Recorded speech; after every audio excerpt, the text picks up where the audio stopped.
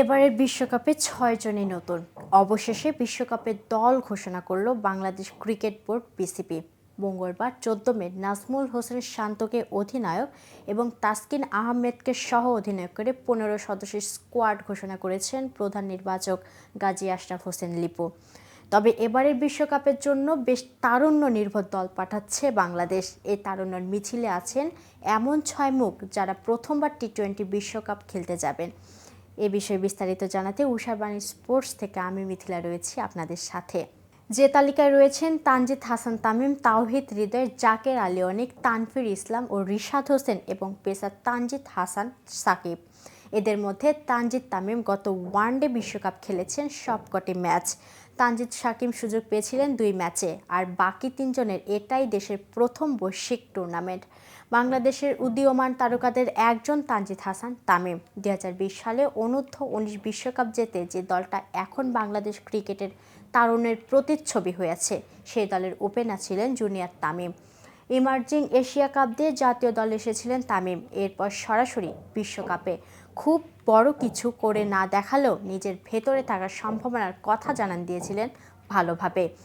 তানজিদ সাকিবের শুরুটাও প্রায় সমসাময়িক। এশিয়া কাপে ভারতের বিপক্ষে বাংলাদেশ জয়ে ভূমিকা রেখেছিলেন এই পেসার। এরপর বিতর্কের ঝড়ঝাপটা পেরিয়ে বিশ্বকাপ দলে জায়গা করে নিয়েছিলেন। শ্রীলঙ্কার বিপক্ষে জয়ের ম্যাচে ছিল তার 3 উইকেট।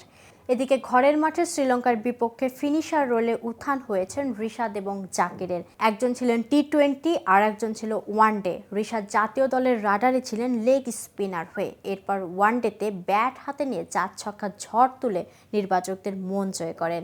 চলতি বছর শেষে বিপিএল দিয়ে উত্থান হয় জাকিরের। শ্রীলঙ্কা সিরিজের দল ঘোষণার পর ছেলেটা কালো বলে আপনারা হয়তো চোখে দেখেন না, এমন এক মন্তব্য করে হইচই ফেলে দিয়েছিল মোহাম্মদ সালাউদ্দিন। এরপর ঠিকই জাকিরের সুযোগ মিলেছে বাংলাদেশ দলে, নিজেকেও প্রমাণ করেছেন তিনি। বিপিএলে জাকিরের সতীর্থ হিসেবে ছিলেন তানভীর আহমেদ। স্বীকৃত টি-20 61 ইনিংস বল করে পেয়েছেন 74 উইকেট। ক্যারিবিয়ান পিচে সাকিব আল হাসান এবং শেখ মেহেদীর সঙ্গে তার উপরই আস্থা রাখতে পেরেছেন নির্বাচকরা। নতুনদের মধ্যে সবচেয়ে অভিজ্ঞ নাম তাওহিদ হৃদয়। 2022 সালে অভিষেকের পর থেকে বাংলাদেশ মিডল অর্ডার সামলেছেন তিনি। শুরু থেকে দারুণ ছন্দে ছিলেন তিনি। এবারের বিপিএলেও আলো কেড়ে নিয়েছেন কুমিল্লা ভিক্টোরিয়ান্সের হয়ে। মাহমুদুল্লাহ রিয়াদের সঙ্গে বাংলাদেশ দলের মিডল অর্ডার সামলাবেন এই ডানহাতি ব্যাটার। তো ভিউয়ার্স, এই সম্পর্কে আপনার কোনো মতামত থাকলে জানাতে পারেন কমেন্ট বক্সে।